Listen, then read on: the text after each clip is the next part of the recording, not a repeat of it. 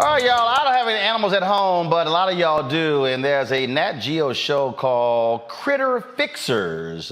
Faith Daniels, who handles social media for HBCU League Pass, she was a correspondent with us in New Orleans at Essence, and she had a chance to talk with the host of that NatGeo show.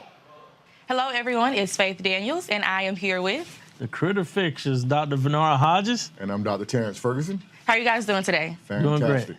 So I heard you guys are HBCU grads. Rep your hoods. Fort Valley all day. And Tuskegee University School of Veterinary Medicine. So what made you choose Fort Valley and Tuskegee? Well, I mean, we always, like HBCUs. And, I'll be honest, I wasn't smart like this guy. So I had okay grades. So I kind of wanted to stay close to home. I'm from Fort Valley, and, they gave me a chance. Yeah, for me, I had a history of HBCU in my family. And I came out of high school on a football scholarship. And the ironic thing about it is I was actually going to Tuskegee. In the night before signing day, I changed my mind and I went to Fort Valley State University. And I still end up back at Tuskegee, so everything kind of go full circle. So you guys met in college. How did you meet? Where did you meet? And how did you guys become friends? We met on the bridge, we always say. So we was taking a class called limnology, and that's the study of water. So we actually were on the bridge of the river. So, I'm smart enough to sit by the smart guy. So, the rest is history. What would you say? Yeah, same. We met, I was a veterinary technology or science major. He was a biology major. And I took a lot of classes in biology. And we was in a class, and that's when we first met and just became friends. So when did you guys know that you wanted to be animal doctors? So I took a kind of a non-traditional road. Living in Fort Valley, they had like a lot of lakes and ponds. So I would go down and kind of get frogs and fish and try to do some different things. I thought I was gonna be the first black Jacques Cousteau. So I majored in fisheries biology.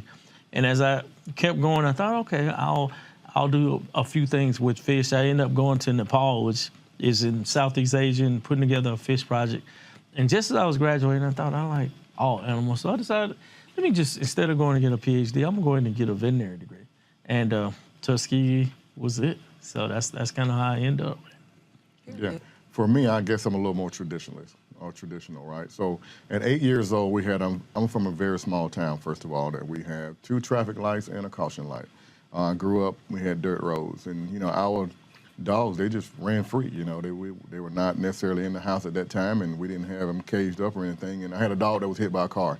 And, at that point, I'm like, I got to help this dog. So you get a little alcohol and a little peroxide. That's all you know, as being young. And just worked on this dog and doctored it back to health over a few days. And just by doing that, it lit a fire in me to want to become a veterinarian, Now being a veterinarian, I look back on it, it wasn't anything very miraculous. I think it had some scars on it, but it was enough to light that fire in me to want to become a veterinarian, and just blessed to become one. So I'm already knowing when being in college that those classes were very vigorous. So which class was just like, oh my gosh, I don't know if I'm gonna pass? For me, physics. Physics, I almost walked out the door on that one. I was like, look, I just need to get through that. It was tough, but, I knew I would just, wanted to live my dream. So I just pushed through. Always no question for you. I know it was organic chemistry. Yes. I can remember being in organic chemistry, and I knew I wanted to go to veterinary school. I was at the end, right? I just needed organic 1 and 2, and I can remember taking that final exam. I wrote a note on my test, and I just told the professor, please, if you could just let me out of this class, I just need to pass. I want to go to veterinary school. I don't ever remember anything else about this class. That'll be fine, but please, fingers crossed, toes crossed. And I got out, so that was good. So I don't know if the note helped or I passed. I'm not sure which one, but I'm here today. I'm here today, though, so that's all that counts. Was it a C, a B? Oh, I was just trying to see my way through. Okay, period. C's get degrees. There you go. That's right. No doubt. No doubt. Okay, so that's just like really exciting. I know C's do get degrees. Yeah. I think I had a few. Mama, if you see this, I'm sorry. Yeah. But I heard that you guys have a show. Yes. So please tell me more about that. Let us know what the name of it is. So Critter Fixer Country Vets. It's kind of following us throughout the clinic. We treat over 20,000 animals, and we treat them all. Camels, squirrels, sugar gliders, fish, snakes, you name it, we treat it. So it just kind of follows us throughout the clinic, and kind of follows what we do. Yeah, sure do. And then, it's on NatGeo Wild, and you can also binge watch if you want to on Disney Plus. So pretty good show. I have to say so ourselves because it's just who we are, you know. It's a veterinary show, but Dr. Hodges, I'm sure you can figure out right now, we like to enjoy each other, we like to have fun, and we try to portray two intelligent black young men, you know, and just try to share the profession, which is a great profession of veterinary medicine, with the world and show kids that it is an option for them as well. So what is the biggest animal you guys have had to work on, or most exotic animal, or? You name it, we work on it all. I was thinking maybe that camel. That Camel camel probably was was the pretty cool. largest one. I also work on spiders, you know. Yeah. What does a spider need? You do what we call husbandry, where you know this particular spider came in because you know the guy was feeding it and then it wasn't eating, and so you know I asked him to bring in everything so I can kind of figure out. But what the spider was doing was basically making Lunchables. So it would take it, get his prey, and then it would suspend them in his web. So whenever you get hungry, you just go get the food out of the web. So it's just kind of learning exactly, you know, what spiders do and knowing their husbandry. So we talked about earlier, there's only 2% of African Americans who are veterinarians. Right. What are you guys planning to do to increase that number? Well, one thing that we have a program in place called Vet for a Day, and it's a program that's geared for youth. And we bring the kids in for a day, and initially we'll show them how to become veterinarians, meaning that it's more theory, you know, what classes you need, you know, what it takes, like what you need a letter to get in veterinary school, how many hours of volunteer you need. And the first part is more educational, which is my part of the day that he Right. says. So the afternoon is the fun time, which he says his part of the day. And the kids actually get to come in and see different things. They get to see live surgeries, how to restrain animals. They get to see ultrasound, x-ray, endoscopy. They learn how to suture and what suture material and how to stitch up. So it's an afternoon of fun, but it's a full day of that. And it's not just one day. You know, we're tracking these kids and developing a mentor program to try to mentor them all the way through. We also have a component of this that goes to HBCUs. So we do a college tour.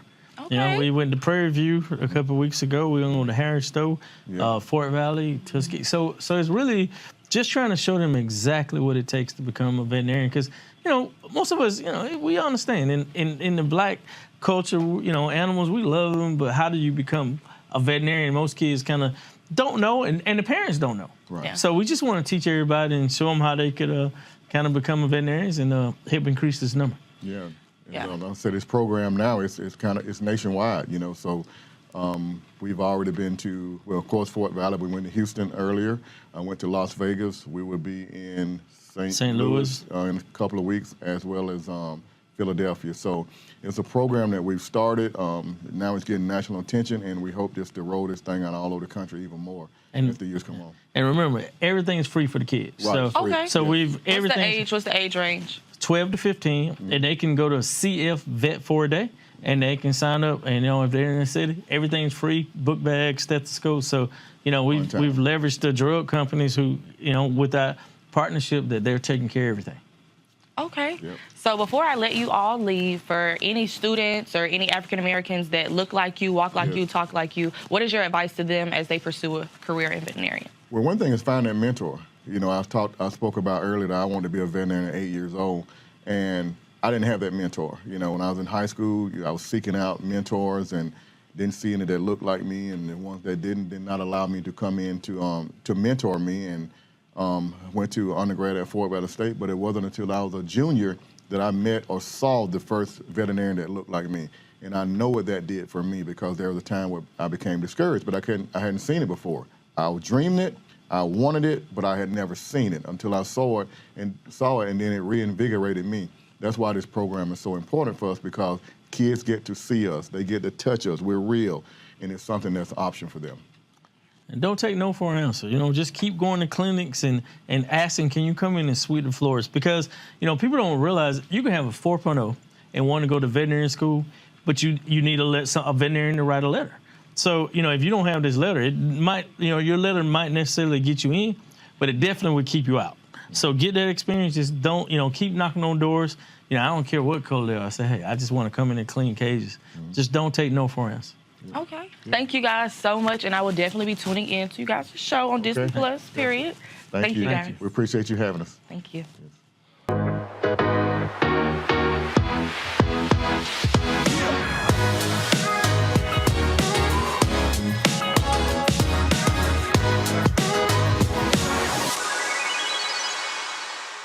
What's up, y'all? It's Tammy Roman, and this is Black Star Network.